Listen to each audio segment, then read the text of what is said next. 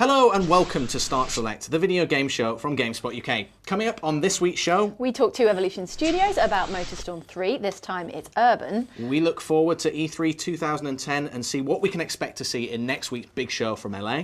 We look at this week's game releases and count down the top 5 games that we can't believe aren't on Xbox Live yet. And we give away Assassin's Creed 2, the complete edition, on Xbox 360 and PlayStation 3. All this and more on this week's Start Select.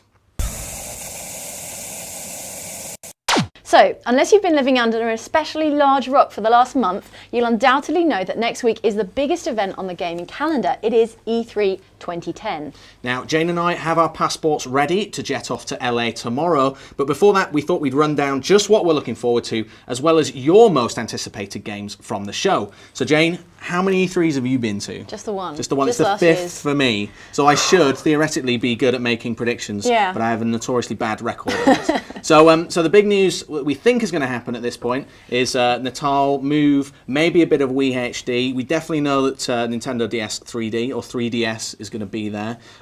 What do you think? What's your most anticipated? What are you most excited about seeing, Jen? Well, I really want to get another go with Natal. I tried it literally at last year's E3 and haven't touched it since then, so I want to see how that's come along.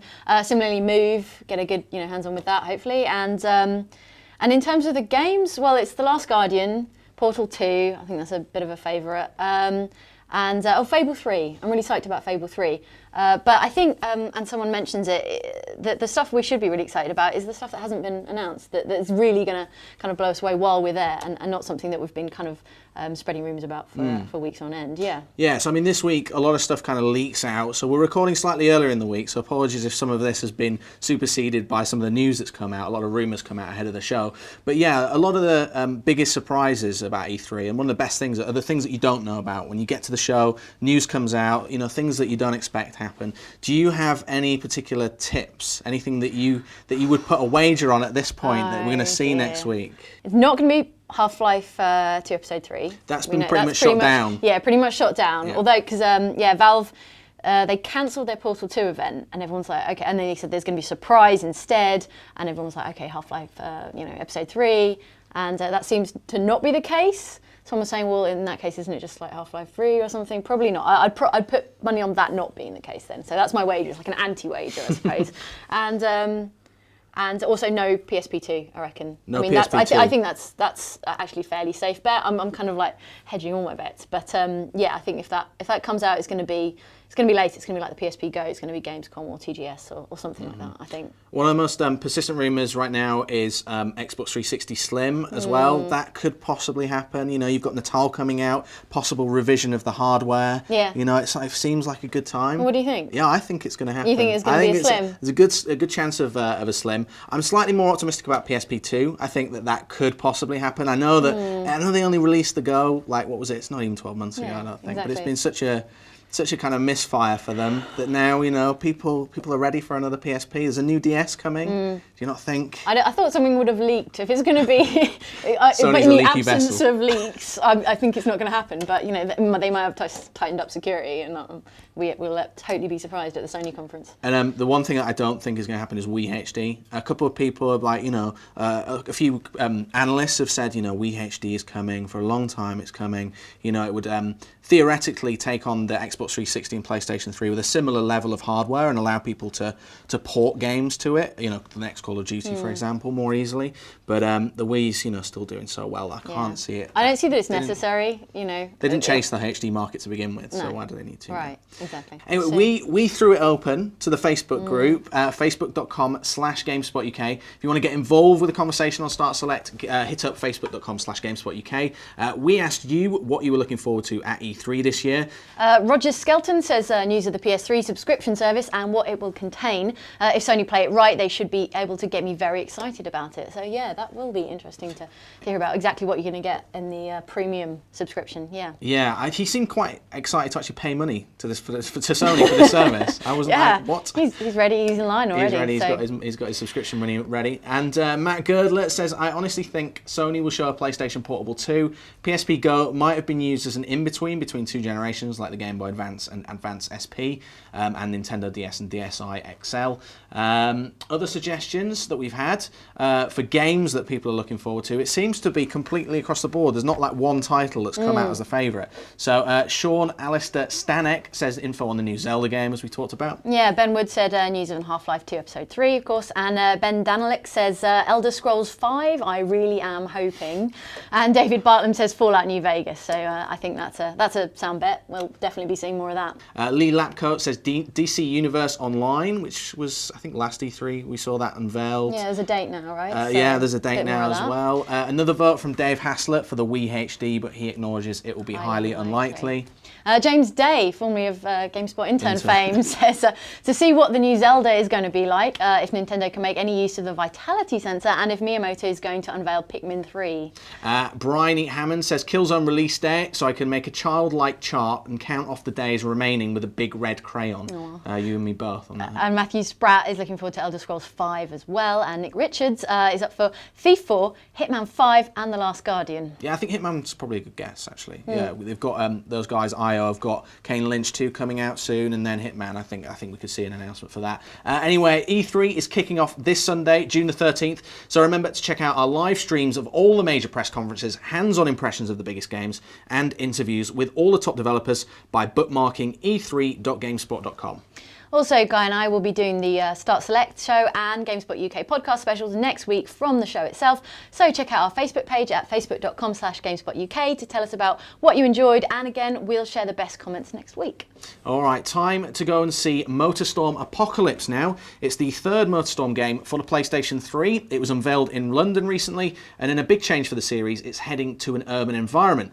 We caught up with lead designer Paul Roshinsky to find out more. One of the key things that we wanted to do this time around was look at how we can almost reinvent the brand, explore a new way to bring off-road racing to a new environment. And the city gives us a new hook. We've been to Monument Valley, we've been to the island, we've been to Alaska, we've been everywhere around the world, but we've never been to a city.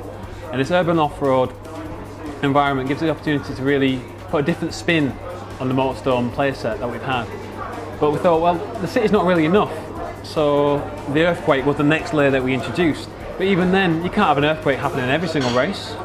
So what we did, we introduced the 2 factions. We have the private military and we have the crazies. And these 2 sets of factions, they're butting heads against one another. And you just happen to be in the middle. Neither of them really like you, but they're against one another more than anything else. And these tools, the earthquake, the factions, really allow us to create a whole new racing experience that's never been seen before. Well, Motorstorm Apocalypse isn't set in any particular city. At the moment, it's just a fictional West Coast metropolis on the coast. So we've got the environments such as the beach, subways, sewers. We've got all the makeup of a traditional city. But yeah, it's not a specific environment or a real place from around the world. The city is like a tool that allows us to, have the city shift around you to dynamically shift what's going on ahead of you. So one of the examples, you go off one of the jumps and then the ground just falls beneath you. You think you're going on ahead, but you're going down beneath them. And we'll have other examples later in the game where you're driving along a suspension bridge, and the suspension bridge will collapse underneath you, or will be on top of skyscrapers within the city, and they'll be falling down as you're driving on top of them. We've got full 16-player online, 4-player split screen offline, but also 4-player split screen online as well. Betting is something that we're going to do but it's for fun, but there's a little risk reward inside there as well. What we do, we seed all the players inside the race lobby, and then we allow you to put a bet on one person. Each person has like a value of experience which you can earn if you beat them. So if you know the guy at the top, he's a bit tough to beat, it gives you like another goal to aim towards. I'll aim for player 6 and I'll try and beat him. If you beat him, you win those chips. Now at this point you can choose to cash in those chips, take the safe bet, or you can gamble them. So you go into the next race and you can put another bet on, but if you lose that bet, you lose all your chips. But it's a multiplier system. So every bet you win, you get opportunity to win even more chips than the next bet you put, and so on and so on. And all these contribute towards your experience, which is part of our new ranking system online. As you go through the ranks, you'll unlock customization elements for your vehicle, which are both visual and gameplay affecting. So we've got the visual side of things, which is parts, liveries, vinyls, stickers, full works, completely customise the vehicle to look exactly how you want it to look. And on top of that, we've now got our perk system, which allows you to modify how it plays. We've got boost perks, we've got handling perks, and we've got combat perks. All of which really allow the player to tailor the way they play the game, and sometimes give you a competitive edge as well. The game mode editor is one of the things we're most excited about. It allows users to create whatever game mode they want. All the game modes that we're going to create and we're going to ship, we're going to use the game mode editor to create them as well. So we're going to be making the game with the same tools that we're providing to the user.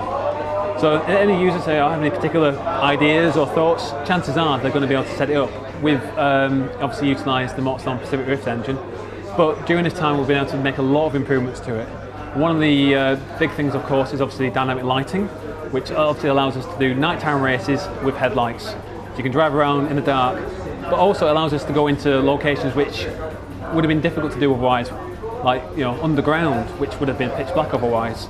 Every character has their own unique prologue and epilogue, which basically bookends their story. It's unique. It basically tells the story of how they get into the city, but rather than just telling it, you're playing it. As we demonstrated inside the presentation, as the rookie, you get carried on some carriers and land up on the beach, and you're going through all the military at the time. But the other two characters will be introduced into the same area at a similar time, but in completely different ways. And again, for the epilogues, it's all about escaping the city. The city's now, at that point, falling apart. It's the apocalypse. And, all the riders are trying to escape. And it kind of tells the story of how they're escaping the city. It's one thing we've never been able to do before with the story is really explain what Motorstorm is all about, how the organisers set things up.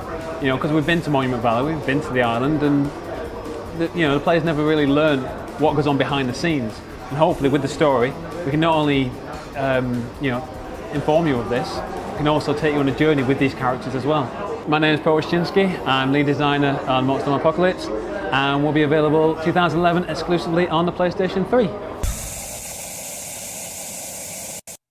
Time for the week's new releases. These are the biggest games hitting UK stores this weekend. The first one is Super Mario Galaxy 2 on the Wii. Now, we gave this game a rare 10 out of 10, saying Super Mario Galaxy 2 is even more varied, challenging and fun than its superb predecessor, making it the new standard for platformers. After a short delay, the game is now making its way to Europe, and it's also available in a limited edition money tin from certain retailers.